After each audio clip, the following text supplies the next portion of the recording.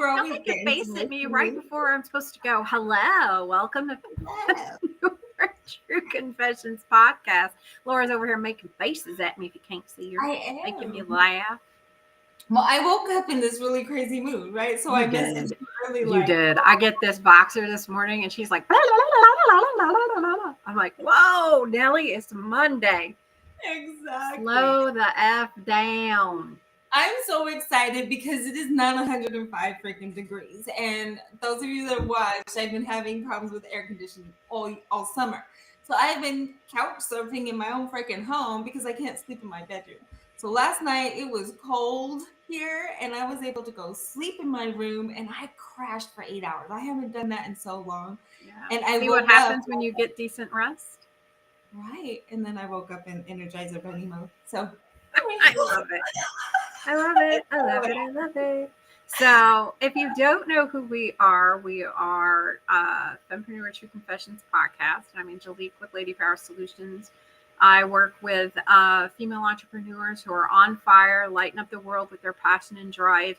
And Lady Powerhouse helps them achieve their mission in the most authentic way possible. So, whatever project you're working on within your business or outside your business, that's the kind of stuff we do. And Laura and I do really similar things. But and we love it. Like it brought in that non-compete, like this came about because we were direct competition and wanted to have someone to talk to, like tears, headbanging, all the things, and laughter and all of the stuff. And who do you do that with someone? Laughter through tears, my favorite emotion. Absolutely. And we needed, for me, it was somebody who does what I do. Like, it was the mentor feeling. Like, who can I call? Where can I be that I can trust? And then out of that came the podcast. Yeah. Because we want to be able to trust. We want to be able to show that you don't have to compete. What's for you is for you. And yes. And we want to. That's what this is about, is modeling that abundance mindset. Mm-hmm. Modeling what it looks like when women support each other instead of trying to compete. And we're going to get into that today with our podcast guest today. So I can't wait. I'm really surprised. Can you tell? I want to get to it. Absolutely. So I'm going to go ahead and introduce her. You guys all know who we are. We're going to go past the formalities. So we're introducing Christina today. And Christina is the founder and CEO of Crown LUV, a brand focused on creating natural hair tools that prioritize hair health while making luxury accessible to underrepresented hair textures. Crown LUV not only offers products, but also fosters a supportive community. Christina holds a degree in business administration from Florida A&M University, and is passionate about giving back.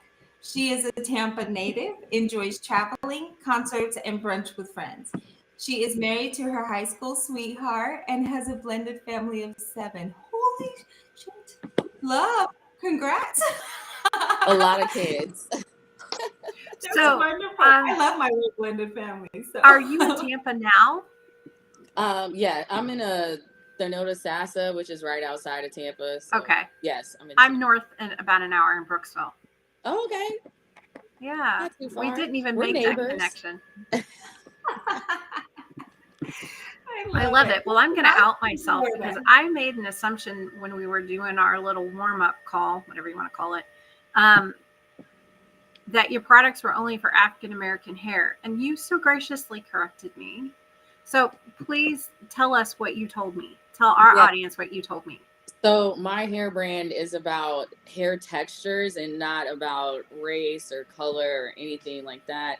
It's about textures that have been underrepresented in the marketplace, where we can't find products for kinky hair, coily hair, wavy hair, curly hair. And that those could be, you could be Hispanic, you could be Caucasian, you could be any type of ethnicity and still have these hair issues and have had insecurities with those textured hairs. So my brand is about simplifying the whole hair routine for these women and creating luxury products for textured hair. I'm gonna, and I was complaining about my hair. Like, Yes. I'm like, real, I'm like this close to shaving it off. And it's taken me years to get it this long because I've always wanted my long hair. Okay, so back in the early 2000s, I shaved my head and it was about this long. And so I've been trying ever since to get my hair long again. Now it finally is, but it's gray and it's a hot mess. So I'm going to have to try some of your products. So thank you. Yes. Thank you for that and being so gracious with me. So one of the things we wanted to talk about today, and I just want to jump right to it because we were talking about in the beginning in the intro. What did I say that I wanted to talk about, Laura? She's like, you're asking me. Which part? The non-compete or the leading through college action. versus life experience? Or we were discussing the leading through action and how thought-provoking that was for you when we were first starting. And just kind of what that meant to you. And your answer was incredible. We were talking about that and just how you lead through action or what that meant to you. And so we will start there. Like, what does that mean? You don't have to use your answer, but what does it mean to you by leading through action in your business? So as a business owner, how do you see leading through action?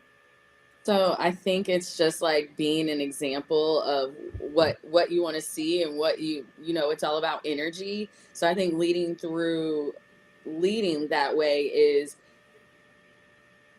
you are being a representation of what you want to see. So if you are giving of service, you're putting energy out that you're serving. And then you're going to reflect that, and that's going to reciprocate back to you. So I just feel like most leaders that I see that have been successful have that generosity in them. One of my all-time favorite people, I've been watching the Oprah Winfrey show since I was a little girl, and her success, you can honestly say, is linked to her generosity and how she's always been a giver. Like she's a platform, and she's not a gatekeeper. She gives information freely, and that's another way of being a leader in service. And I think like once you make it not about you and about the customer and how you can give freely to them, then the success follows. Yes. Do you follow Myers-Briggs, or have you ever taken Myers-Briggs or Meyer-Briggs? I can't remember. Personality test or personality test. So assessment. Yeah. So it's really interesting. And the most recent one that I did, and I'm looking to see, it's 16personalities.com. It's free. I am an ENFJ, and I was just looking at this the other day for some odd reason. The reason I bring it up is you mentioned Oprah. She is also an ENFJ, and that is a protagonist. But so was Maya Angelou. And I was like, damn, I'm right up there with them, Like, I don't know why that was an encouragement to me.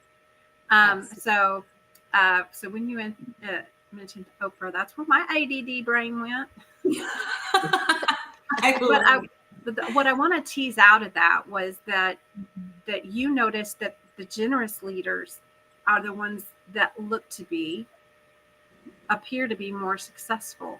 And then the next part that you said was, I strive to be like that. And for me, that was like this aha of, see, like, this is why we need to model this abundance mindset, this, and try to call out the scarcity mindset when we see it, when we observe it, and not in a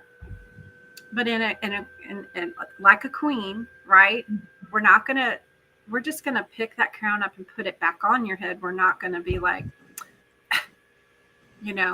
see, or the I told you so's, or the if you've done it this way, or there's this or that, where it's authentically you being you, and we're just going to support that in however it needs to be supported. So it means picking up a crown and putting it back on and saying, good job, keep going. Like, that's really what it means, instead of pointing out like the negative and the stuff, because we all struggle. I know being in business is a struggle.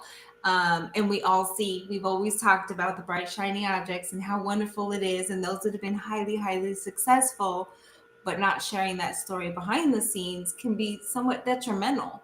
Like if we just only present that this is the most amazing thing ever, and none of us have ever had complete meltdowns and breakdowns and all of those things, we're lying to those that we're trying to mentor and lead in by example, you know. Yeah. So we're pretty open here about, yes, this has been a struggle. There are days it is absolutely 100% worth it. I wouldn't trade it in for the world. But it's a much different struggle from the 2 careers I had before this. So coming into the third, learning a whole nother set. And we had talked about, like, you have a degree in business. I was the hard-headed kid that had to learn everything by life experience. So my life is my experience, and that's where my skill set is. And we all take different paths, and it all looks different, you know, and can still come together in that way, which is really, I think, wonderful. And yes, I believe there is a time and place for traditional education. Absolutely.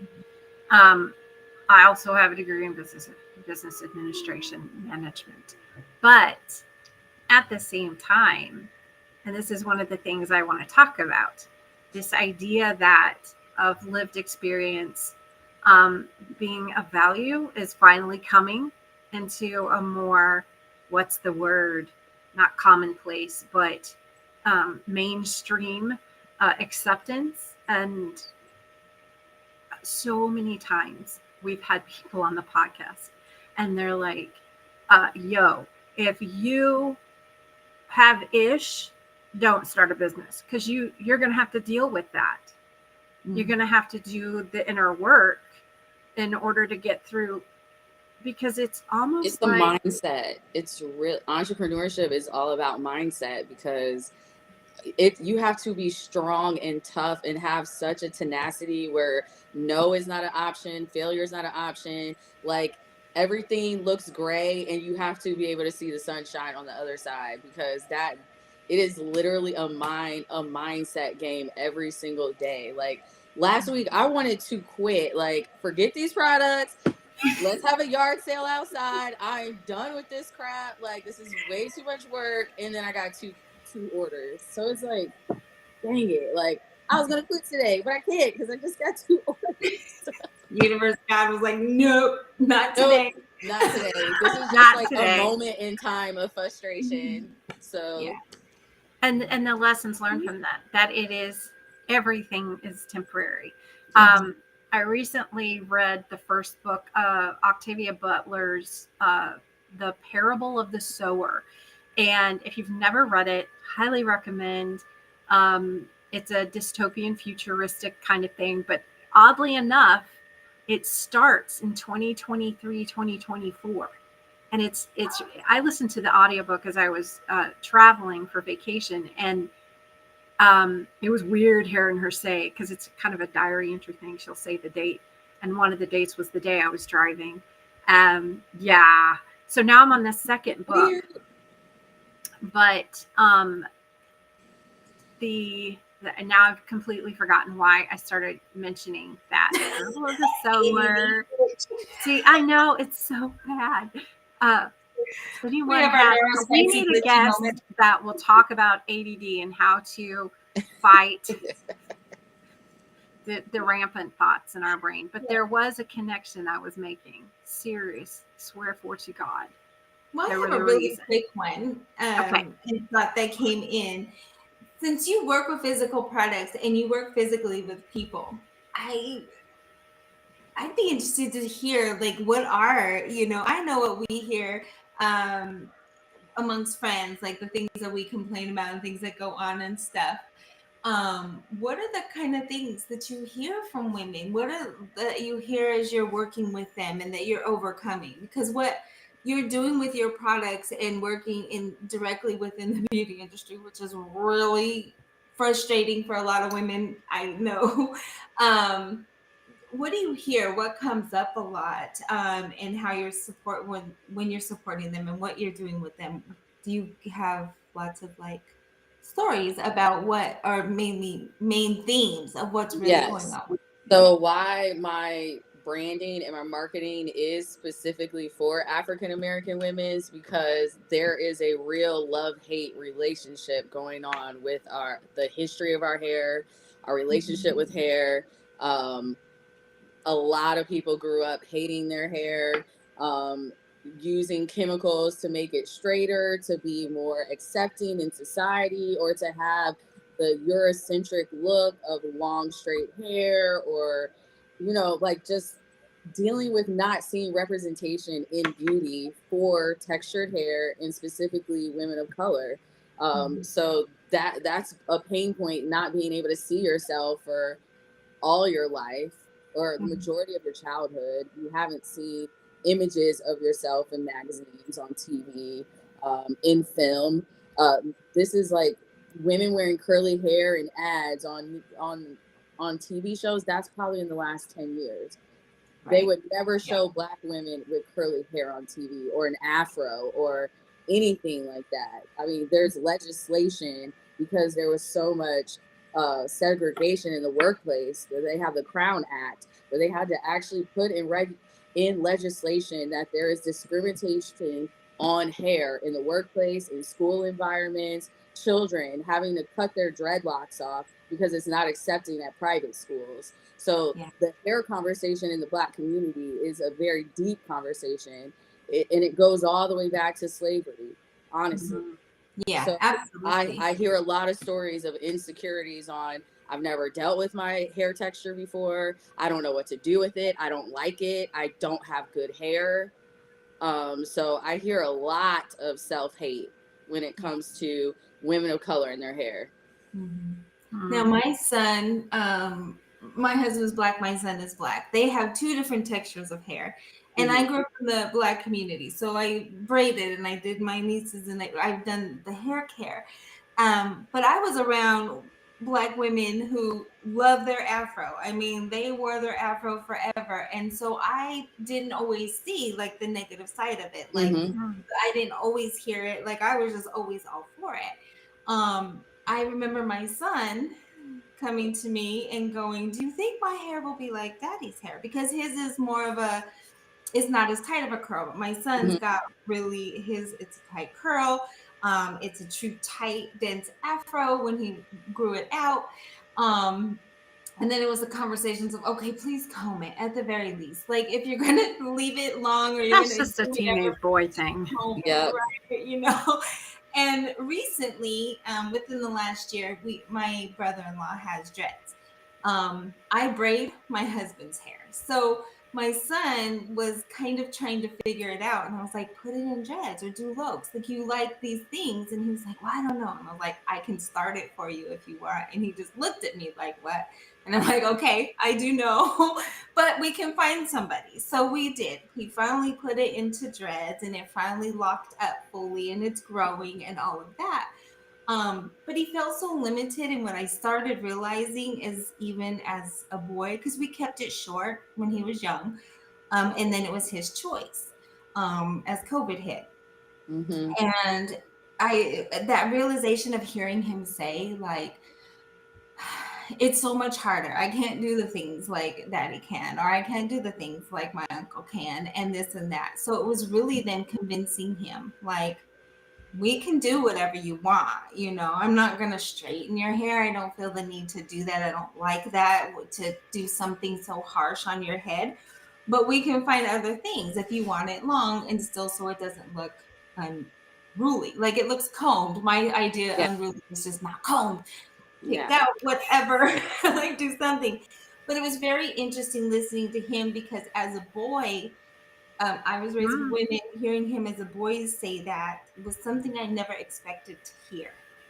And then having to have those conversations with him about, I really need you to find the right products for your hair. I need it to not be dry and brittle and those kinds of things. Like, you want to keep it moisturized. So teaching him those things was much more difficult than, say, my nieces and stuff who have more mixed hair. Oh, wow. And stuff. Sounds like you have a new target market. But have you heard of people say good hair? Oh, you have good hair, or I hated that. Or you have a good hair texture. So there's a lot of that where it's like it may be a joke, but it's really this connotation in our community where there's good hair and then there's bad hair. And that's pretty much what my brand is all about. It's called Crown Love because your hair is your crown. And hair love is self-love. And if you love your hair, you have a positive outlook on yourself in general if you feel comfortable with your hair. So that's why I named it Crown Love, because I wanted, especially women with textured hair, to know that even if you feel like it's hard to deal with and you feel like it's unruly, it's still royalty. It's still something that should be honored. So that's the name of the company for a reason. Yeah. Neat. Well, it's interesting. I had wavy hair. We're Jewish, and I have all my cousins have very bright curls, bright red, carrot top, the super curl thing. And I always had more wavy, not straight shape, but just the wavy, very thick. So we didn't always even look like we belonged in the same family. And I would see them struggle. So I knew in the Black community there was always a struggle, but then I would look at my cousins and I'm like, okay, same exact texture. And they would struggle and they're like, I just want to, things like as simple as a haircut where somebody, you go to a haircut and they would straighten it and then chop it. And then all of a sudden it's way up here instead of here, know, those things that I never thought about until all of a sudden I saw it. My best friend went through that with her girls and different things. And they're like, okay, don't let them straighten it before they chop it off in big sections. Little trims are one thing. And it was just very interesting learning about that and how much it affected the kids, where I was always proud and always wanted hair like yours. I wanted hair like my cousin. Right? Isn't that the paradox? We always want what, yeah. Yeah, but the challenge was insane. And then again, during the hair care, like you said, in the school, the afro wasn't really the thing even for them. So I would keep their hair braided up, or we'd do Sunday hair day for all three of them and take hours of getting that all done. But it was always like put up and very, it looked very put together for school, like nothing out of the ordinary, crazy, and that kind of thing, because we were hearing the stories of kids and things happening. And I was like, somebody cuts my niece's hair or my son's hair or anybody else's hair, I'm going to be the one up there with a bail money need and that kind of like, don't you touch it, and those arguments. So it's always, I guess I've always seen it, and I hear what other people say where they're like, it's not that big of a deal, just cut it. And I'm like, oh my God, if somebody made me cut my hair has always been long. If somebody insisted on me cutting my hair or looking a certain way, as a child, I'd have threw a complete and utter fit because my hair has always been my thing. So it's very interesting in how that works out in society and in how it builds those insecurities as we start to get older, just from jump, which is crazy. And I love the natural look, so I'm glad we're going back to that. But I'm like a different person now, for sure. Like my mom permed my hair when I was 5 years old, so it's always been chemically processed. I never had like an issue as far as like I never had like scalp burns or hair loss, or I never experienced that portion, which there's a medical issue with a lot of these chemicals that we're using to look more Eurocentric. So we don't even talk about that part. Like, it's not even medically safe at this point. But anyways, so I didn't even know what my hair looked like because I was 5 and I didn't stop getting perms till I was 26. Wow. So I never even knew what my curl pattern was, my hair texture. But like now I'm more confident. Like I can literally, I don't know. I just like exude a different type of feeling with my natural hair versus when I was straightening it all the time. Like, I don't know. I just feel different, more confident. Like, I feel like I can walk into the room and kind of just own it. Where like, I didn't have that type of confidence when I had straight hair. So I feel like, I don't know. I feel like it did something to my personality. Yes. Brought it out. Yeah. Well, and I see women as very strong. Like for me, the strongest people in the world is Black women to me. And the hair has always meant that. Like a lot of it, like my godmom with her afro, and it was huge. I'm a 70s kid. So anyway, but and she never cut it. I mean, going into whichever decade she was in, it just grew. It was just made, and it was like her. Like that is who you knew. It was like a big power.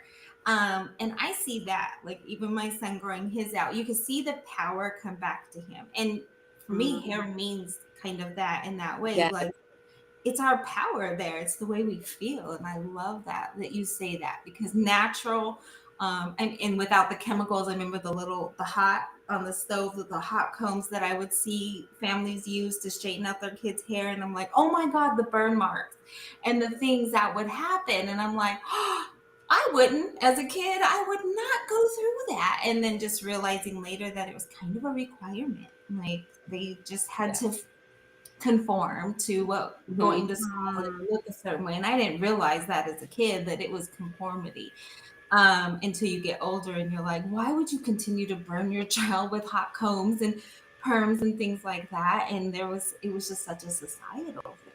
And learning that as I got older was a bit more, like eye-opening and insane to me, where I got more combative about that. Like, stop doing that to your kid. No need. We'll fight the system. We're not gonna burn your kids and put chemicals in their brains and all the other things. Like, yeah. So very interesting. I love that you're bringing that out, and that you say that your natural hair is your confidence. Like you feel better with it, because that's what it's meant to be. And one of the episodes named, what's the name of the episode? The MBA. Entrepreneurship, the MBA in life. And that's based on one of the comments that you made in the intake form, because you do talk about that, about, entrepreneurship. And the question we ask is like, what's the most challenging thing you've ever faced? Well, it's living it daily. Yes. Doing the daily thing. And like Absolutely. you said, wanting to give up. But yeah, I kind of can't, I mean, in reality, yes, we could just like tomorrow, we could all just decide that's it, we're done. But when your business is something so mission driven, like yours is, it's not as easy to quit, right? And so you just keep going through this MBA of life, wearing all the hats and learning all the things that you need to do. So I think one question I have is today, not last week, today. If you had one piece of advice to give yourself or another entrepreneur or somebody thinking about going into entrepreneurship, what would that? I actually have the quote on a plaque in my office, but life is about the plan B. And that like just sums up entrepreneurship for me. Like, don't be afraid of the pivot and the change, and like your business plan when you wrote it before you even did anything is not going to be your business plan in 2 years when you're actually living what you're doing, because the goals change. You really hone in on what your mission is. You hone in on who your audience is, and like a lot of that takes trial and error and really getting into the marketplace and realizing, like, I thought my customer was one thing and then it became a totally different thing, and I thought my mission was this thing and then it kind of became the true thing. So I think like entrepreneurship, I would just tell any entrepreneur that to be okay with pivoting and the change, because that's what it is. Everything is not going to be perfect. Like things, that shipment's not going to come. Just letting you know, like it's not showing up. That order may not come. That batch of product, like all my products are handmade. Sometimes the batch messes up and it's not sellable, and I just have to chalk it up to that one didn't work out. Like things sometimes don't work out. And it's like kind of like parenting. You can't be 100% on it every single day as a mom. You can't be 100% on it as an employee, as a wife, and you can't expect perfection in entrepreneurship either. So it's about the pivot. It's kind of like a distillation process, right? So we start out with this big idea, this business plan that we want to do. And then as we get down the journey, that begins to narrow and distill down into what our true calling really is. And sometimes the funnel is like this, and sometimes the funnel like this. Yeah. They really go. And for those of you listening, I went from a very wide angle to a very small angle. It took a minute to get to that smaller one, because you think, like, especially if you're a servant heart, you want it to be big. Like, you're like, I want to give to the world, right? And then you're like, okay, I want to give to a little smaller part of the world. Okay, a little bit more. And bringing that in, it makes sense, because yes, we all want to give, especially with servant heart people, but then knowing, like, there's others that have the same big vision and they can focus on sections you can't. There's other people just focusing in all the places. So that's pretty wonderful. At first, I do a lot of vendor events, and people would come up to me and be like, you should add this. You should start selling this. I have a great idea for you. You should start doing this and this and this. And then, like, sometimes I would, like, just do what they asked because maybe that's a good idea. But then I started realizing, wait a minute, this is my business. This is the dream and the mission I was given. And sometimes I have to be true to what my mission and what my brand represents. And, like, I can't sell everything. I can't be the solution for everyone. Kind of like what you were saying, you have to, like, you really start narrowing it down to who your community is and, like, your corner of the world. Like, you can't be for everyone in the world, but you have your own corner that you are for. Yeah, absolutely. I know that we all kind of want to be big, but I like that you said that, because it really is, it's your corner. It's your business. It's your decisions. And you know how much you can give healthy, like in a healthy way. So like you said, your family, your mother, you've got all these other things outside of your business. And we don't do work-life balance, but all of it comes together. Some days your business gets more than your family, and other days your business doesn't get anything because your family comes first on that day, or hour or months or weeks or whatever. And so it's beautiful that you're able to be like, no.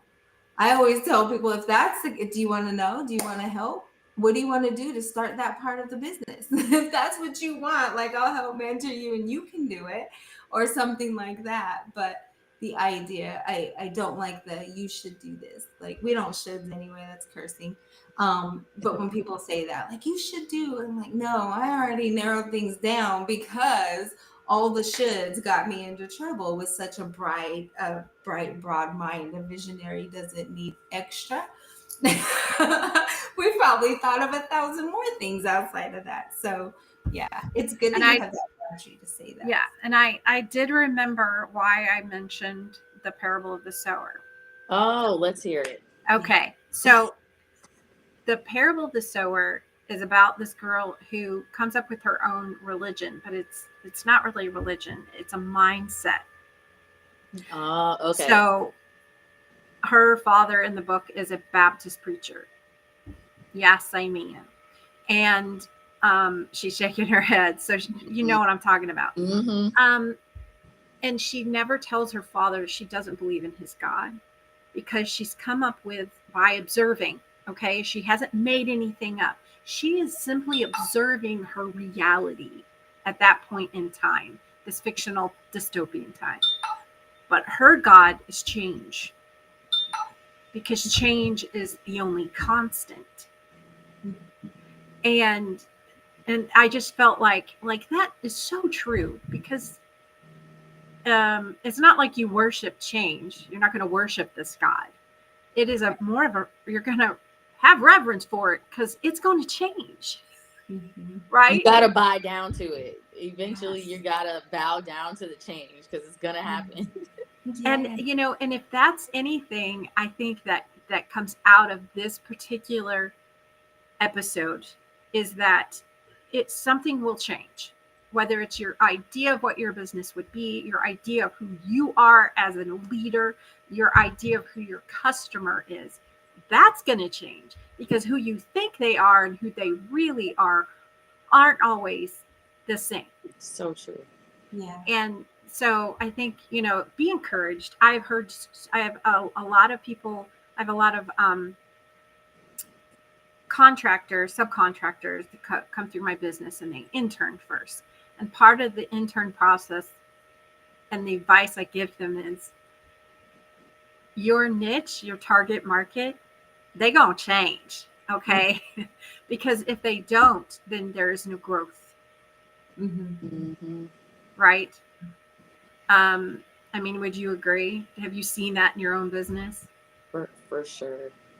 What I thought was going to be my bestseller, and I'm going to knock it out of the park with this one, is crickets. Nobody wanted it. Nobody. Wow. So it's kind of like what you think your star is. People decide who your star is, and I had to bow down to that. If I want to sell something and I think it's important and nobody else thinks it's important, why would I continue to do that thing? So that's another thing. My hero product was not my hero product when I started my brand, but it became that because that's what people really needed. So it's about the need and the demand. Right. I'm so glad I was able to bring that back, because the whole time, y'all, my brain's just going, I gotta remember what it was. And I finally did. Thank you. I did want to, do you mind if I say one thing about the MBA thing versus? No, I want you to, yes. Okay. I was just going to say that, like, sometimes I feel like education is a hindrance for creativity and innovation. When I look at, like, right now with my blended family, we have a freshman in college and a sophomore in college, and their mindset as far as like what they want to do, and like how their 16-year-old friend is doing nails, and how the 18-year-old has a barber's license, and how, like, we weren't taught those things when we were younger. Like, we were taught, you get good grades, you go to school, you find a government job with a good pension, and you get good insurance. And these kids now have that entrepreneurship just engraved in them, that hustle, that drive. And I feel like sometimes if you didn't have that before you went to college can stifle that. Absolutely. Yeah. And I would say that's the biggest difference. I wish I had a little bit more of that tenacity. That I was a little bit too fearful when I was in college, a little bit too playing it too safe, where I feel like this generation is just like, I'm going to start a YouTube channel today, and I'm just going to start doing whatever, and I'm going to call brands because I deserve to work with Target. Like, our group wasn't really that brave to just contact Target and be like, give me a brand deal right now. Like, these kids are really just, I admire them. They're just like, I don't know if it's COVID that did it. I don't know what happened, but they just have this tenacity and this drive that I wish I would have had at that age. Yeah, I don't know either, because my kids, they, I always encouraged them to go to college, and they both did start going to college. Neither one of them finished because, hey, I'm going to go do this. I'm an artist. I'm going to go do this artist thing. And that's my youngest daughter. She's an artist. She's out there doing the art thing. And then my oldest daughter found her own little niche, and created a website, created a nonprofit, and like just did all this stuff. Yeah. Like, wow, that's really cool. I raised these ladies, and I can't take all the credit. They are their own persons, but I did encourage them to question everything and to be their own people, and don't just follow the crowd. Don't try to fit in. That's how much fun, right? We didn't encourage college. My son struggled so much through school, like getting to the end of it, he'd already shown and was scared to say that he was not interested right now. And I I didn't go to college. My husband did later, and so it was real exciting for him to come to us and say no, because the realization is that colleges are really expensive. The debt is insane, and if you don't have a direction and a true calling going into college, like this is truly what you want to do, to spend that kind of time, money, and energy and not have anything at the end of it that works for you made very little sense to both me and my husband. Yeah. Like, I don't want to discourage college at all, and that's not what I ever do. But if somebody comes to me and says I don't want it, for me, I'm like, okay, later. I'm at the point where I will outright discourage college. Spend that money, but spend it on a coach, a good quality coach. Spend half or a fourth of the time, the same amount of money, and get it in that year and move the fuck on. Like, or maybe we can re-identify what college is. I mean, they're not teaching us financial literacy. They're not teaching us things that actually benefit us. What if we changed what college was, where we learned about stocks, we learned about life insurance, we learned about things that actually matter, budgeting, things Jordan that Peterson will is really actually doing benefit that. us. Love. Oh, really? Yeah, absolutely. Yep. Google Jordan Peterson. He has started his own curriculum. I don't know what to call it. It's not college. It's university structured. I don't know. It's awesome. Jordan Peterson, check it out. I'm a huge fan of his. So we want to give you opportunity to talk about your free ebook. Everybody can go out. I'm going to drop the link in the show notes. I just went out, and I have to ask you, I just went out and signed up for the ebook, and I put my phone number in there and my email, and then I got this cool text, and then I saw all these pop-ups on your website, all these people buying your stuff. What platform do you use? So I use Shopify. Okay. All right. And it's very cool. I love Shopify. They have so many plugins. They have so many apps that you can use that speak to everything. I really love Shopify and how I can't wait to get your book. Yeah, so my ebook is called 10 Ways to Retain Moisture. If your hair is moisturized, it's less likely to break, less likely to shed. So the key thing is moisture. Especially if you have textured hair, it is more on the dry side. So moisture is very important. So the ebook not only gives you product recommendations in it, but it also gives you 10 things that you can implement or information tips that you can use to help retain moisture in your hair. And if you join her email, she's also going to give you 10% off your first order. So it's a win-win. So go on out there and click on the link and get on the email list. Put your phone number in there. That was so cool. And then you're a part of the community. I don't really do sales on my website anymore. I only give sales to my community, usually.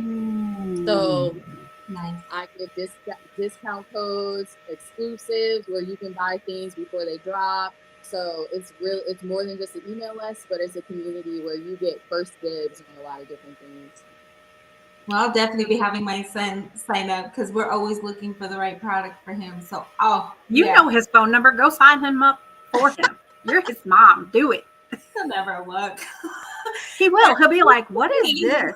He doesn't listen to mom right now. I've him out of the picture for a while, which is fine. He'll come back. So next week's guest is Laura Lyles Reagan, and Christina, would you like to? Is it Christina? Absolutely. Yeah, Christina. Christina. Okay. Yeah, so I'm just going to talk about a little bit about Laura. Laura shared her powerful story as a recovering alcoholic with 22 years of sobriety. She admits she wasn't a perfect parent and how she felt she cheated her two daughters of full attention and presence because of their emotional unavailability when she was drinking. But she sobered up, took inventory, made amends, and started showing up emotionally and spiritually. There were bumps and bruises, and because she lacked good communication role models, she had to learn how. There wasn't a lot of material available on conscious parenting then, so she started with what she did have. Her training as a sociologist and heart-to-heart parent was found. Not only did she survive their adolescence, they are thriving. Not perfectly, not without some struggle, but they have the conscious communication to work through things together. We also talked about how the abundance mindset manifests as time, freedom, and the invaluable aspects of especially as moms, caretakers, and main breadwinners for our families. Absolutely. So we did record this particular episode because of availability, but it's powerful. I really hope you will tune in. Christina, thank you so much for being here today. It's been just a pleasure getting to know you. I can't wait to get some of your product and read that ebook. So thank you for being here and sharing your story. Thank you for having me. It's been such a blessing today. Thank you. Awesome. All right, guys. We'll see you guys next Monday at 12 Eastern, noon Eastern, high noon.